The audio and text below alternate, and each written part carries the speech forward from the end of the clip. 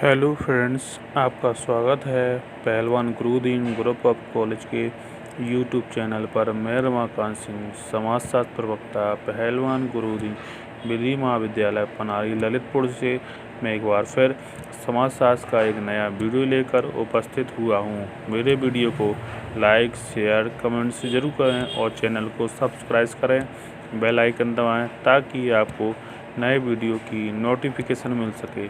मैं इस वीडियो में शोध प्रारूप का अर्थ, परिभाषा, प्रकार एवं महत्व पार्ट 2 पर चर्चा करेंगे। अध्ययन की प्रकृति।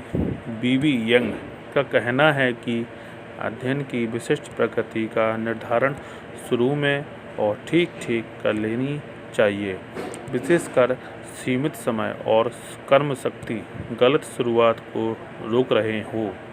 शोध केस की प्रकृति पर अपने को केंद्रित करते हुए उन्होंने वाइट रिले की पुस्तक में विविध विद्वानों के अध्ययनों के उल्लेख का उदाहरण देते हुए उन्होंने इस विषय को स्पष्ट किया है कि क्या यह अध्ययन एक व्यक्ति से संबंधित है तथा लोगों के संबंधित है वाट की पुस्तक, या क्या अध्ययन की किसी छोटे समूह पर समकेंद्रित है, या कि पॉल हैरे एवं अन्य के अध्ययन स्मॉल ग्रुप या बहुत अधिक केसों पर साकेंद्रित है। जैसा कि यौन व्यवहार संबंधी किन्से का अध्ययन, इस अनुभव के साथ प्रत्येक शोध अध्ययन जटिल होता है।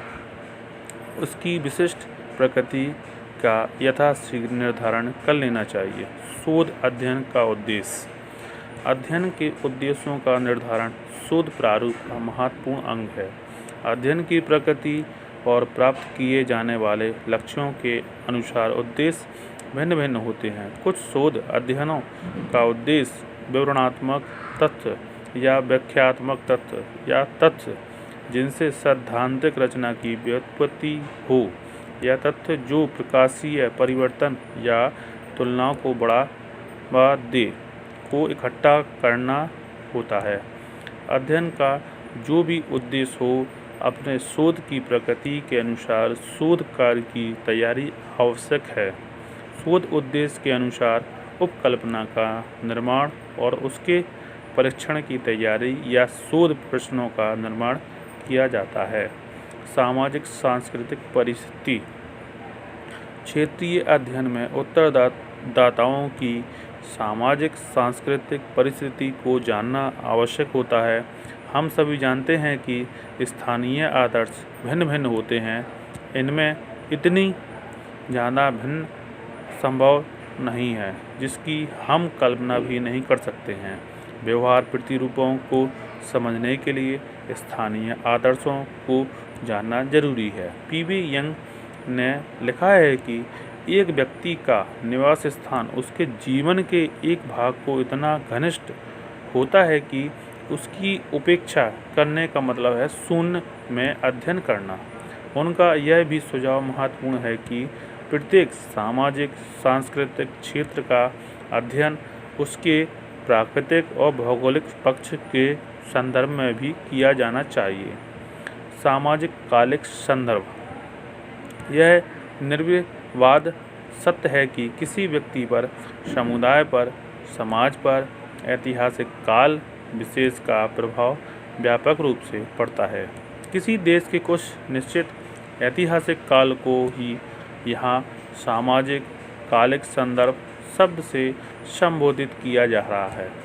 कई बार भारतीय अध्ययनों में औपनिवेशिक काल के प्रभावों का उल्लेख इसी का उदाहरण माना जा सकता है।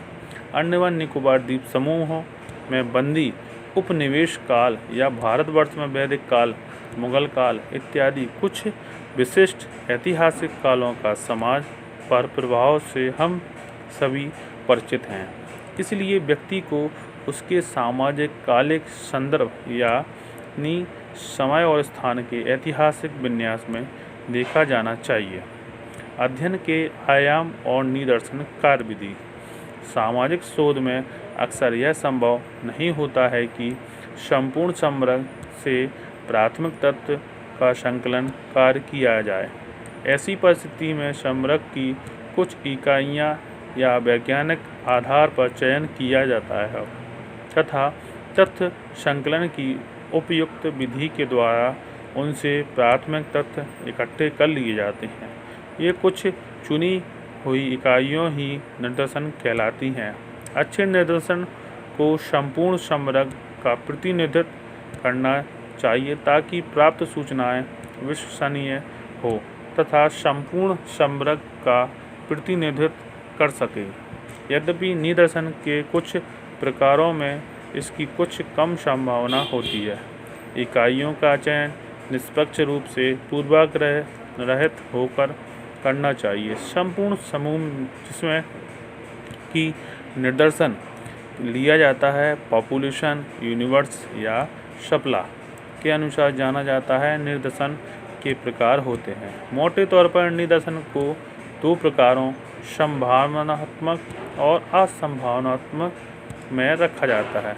जब समग्र की प्रत्येक इकाई के चुने जाने की समान संभावना हो तो उसे संभावनात्मक निदर्शन कहते हैं और ऐसी समान संभावना ना हो तो उसे असंभावनात्मक निदर्शन कहते हैं।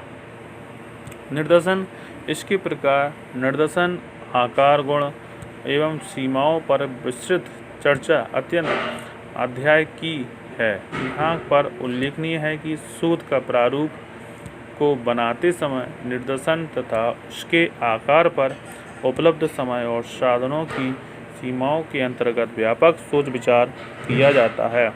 अध्ययन के उद्देश्य के अनुसार तथा समग्र की संख्या तथा विशेषताओं के अनुसार निदर्शन का प्रकार तथा आकार अलग अलग होता है। उत्तम एवं विश्वसनीय परिणाम प्राप्त करने के लिए यथेष्ट एवं उत्तम निदर्शन का होना जरूरी होता है। सामाजिक शोध कार्यों में सबसे जटिल प्रश्न यह उत्पन्न होता है कि निदर्शन का आकार क्या होगा, कितने लोगों को उत्तरदाताओं के रूप में चयनित किया जाएगा। संपूर्ण समग्र का अध्ययन अक्सर समय और साधनों की सीमाओं के चलते संभव नहीं होता है। समुचित निदर्शन के निर्धारण की समस्या एक जटिल समस्या है।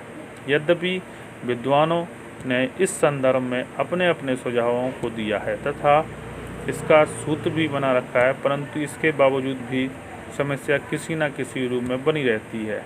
तथ्य संकलन के लिए प्रयुक्त तकनीक। शोध प्रारूप का एक महत्वपूर्ण अंग तथ्य संकलन की तकनीक है। शोध कार्य प्रारंभ करने के पूर्व इस महत्वपूर्ण विषय पर शोध की प्रकृति, उत्तरदाताओं की विशेषताओं के परिप्रेक्ष्य में व्यापक सोच विचार के पश्चात यह निर्णय लिया जाता है कि प्राथमिक तथ्य संकलन का कार्य किसी प्राविधि के द्वारा किया जाएगा। उल्लेखनीय है कि तथ्य संकलन की विविध प्राविधियाँ जैसे अवलोकन, साक्षात्कार, प्रश्नावली, अनुसूची, व्यक्तित्व अध्ययन इत्यादि, इन सभी प्राविधियों की अपनी अपनी विशेषताएं तथा सीमाएं हैं। तथ्य संकलन की सही तकनीक का प्रयोग शोध की गुणवत्ता, विश्वसनीयता तथा वैज्ञानिकता निर्धारित करता है। उल्लेखनीय है कि इन प्राविधियों का प्रयोग प्रत्येक समाज एवं उत्तरदाताओं पर नहीं किया जा सकता है।